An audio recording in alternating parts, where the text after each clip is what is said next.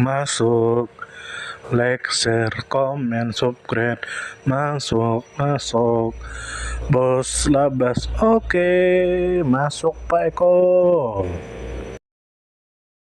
Sekarang masuk ke video, Rangkong Visayan. Tentu saja kemungkinan tidak asing di telinga kita terlebih bagi para orang-orang yang pernah mendengarnya.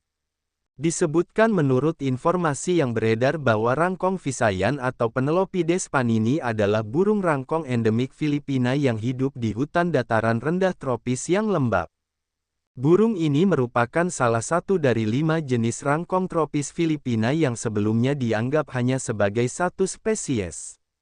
Rangkong Visayan menunjukkan dimorfisme seksual yang jelas, di mana jantan memiliki kepala dan leher berwarna putih krem serta dada bawah coklat kemerahan, sedangkan betina memiliki bulu berwarna hitam dengan kulit wajah biru. Kemudian menurut informasi yang beredar bahwa spesies ini hanya ditemukan di wilayah Visayas Barat Filipina, yaitu di Kepulauan Panay, Negros, serta sebelumnya di Pulau Masbate dan Pulau Tikau. Jumlahnya kini sangat sedikit akibat tekanan dari perburuan, perdagangan satwa liar ilegal, serta hilangnya habitat alami. Populasi burung ini sangat kecil dan terancam punah dengan jumlah diperkirakan hanya sekitar 1.200 individu yang tersisa di alam liar. Kemudian menurut informasi yang beredar bahwa habitat utama Rangkong Visayan adalah hutan hujan dataran rendah tropis yang lembab. Mereka biasanya hidup di kanopi atau lapisan atas hutan, berkelompok atau berpasangan, dan kadang membentuk kawanan hingga 15 ekor. Walaupun suaranya cukup berisik, mereka sulit ditemukan karena pandai bersembunyi di antara dedaunan lebat. Kemudian menurut informasi yang beredar bahwa musim berkembang biak burung ini tercatat pada bulan Maret hingga April. Betina biasanya bertelur 2 hingga 3 butir di dalam rongga pohon besar.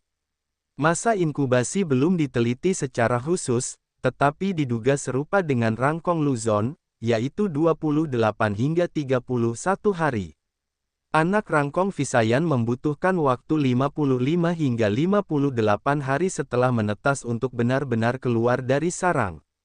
Kemudian menurut informasi yang beredar bahwa Rangkong Visayan berada dalam ancaman besar karena deforestasi dan perburuan.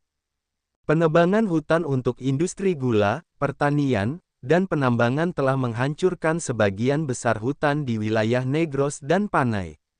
Deforestasi di Pulau Negros bahkan menjadi salah satu yang tertinggi di Filipina, dengan sebagian besar hutan dataran rendah hilang sebelum abad ke-21 berakhir.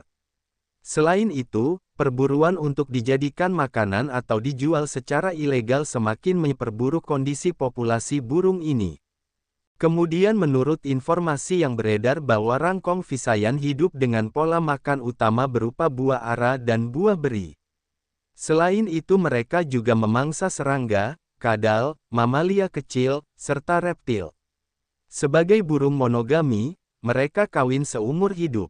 Betina tetap berada di dalam rongga pohon saat mengerami telur dan merawat anak, sedangkan jantan mencari makanan lalu menyimpannya dalam kantung gular untuk dimuntahkan dan diberikan kepada pasangan serta anak-anaknya.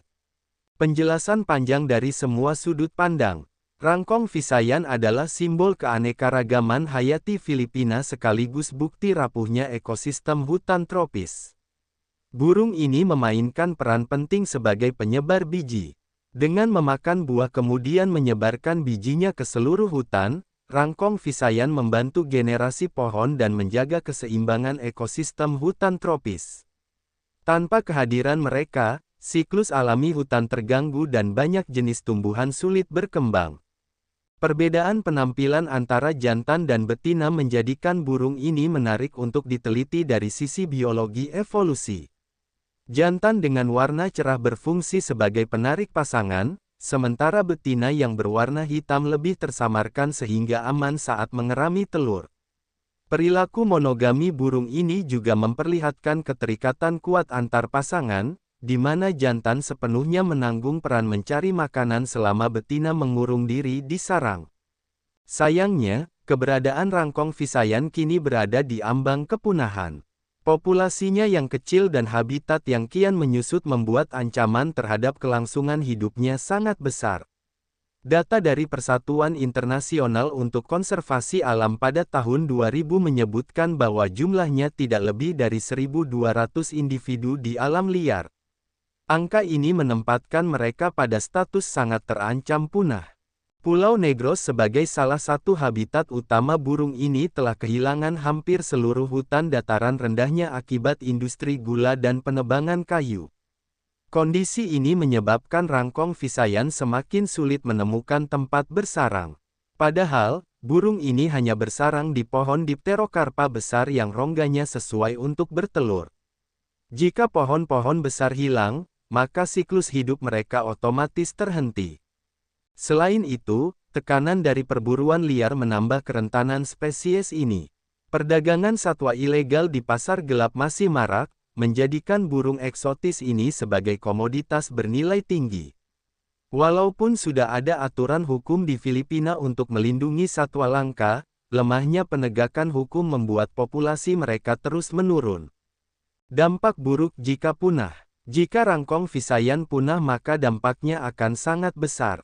Pertama, hutan tropis di Visayas kehilangan salah satu agen penyebar biji utama sehingga generasi pohon terhambat dan ekosistem terganggu. Kedua, kepunahan burung ini akan mengurangi keanekaragaman hayati Filipina yang sudah sangat terancam oleh deforestasi. Ketiga, hilangnya rangkong Visayan berarti hilangnya simbol alam dan kebanggaan lokal masyarakat Panay dan Negros yang memiliki hubungan budaya dengan satwa endemik ini.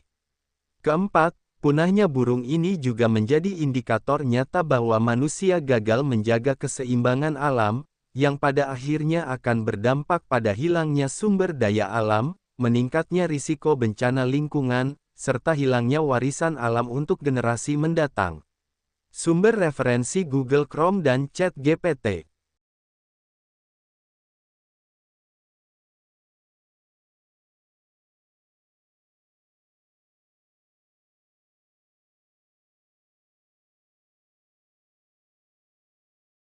Terima kasih sudah mau menonton video kami. Semoga kita semua disehatkan badan, dilancarkan rezeki, dikabulkan segala hajat. Channel kami Bubi Bupel itu disingkatan dari pecinta binatang, pecinta buah-buahan, dan pencinta tanaman. Yang mana kami akan menampilkan video secara umum tentang tanaman, tentang buah-buahan, tentang binatang, dan yang terkait dengan mereka. Kami percaya bahwa dengan menampilkan video tersebut bisa membuat kita mengetahui dan membuat kita mencintai alam, dimulai dari mengenal dan memahami setiap makhluk hidup di sekitar kita. Jika kita pecinta alam sejati atau baru memulai tertarik dengan dunia flora dan fauna, maka channel kami bisa Anda tonton.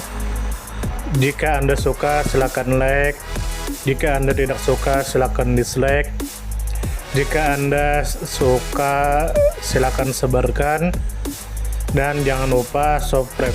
Salam damai.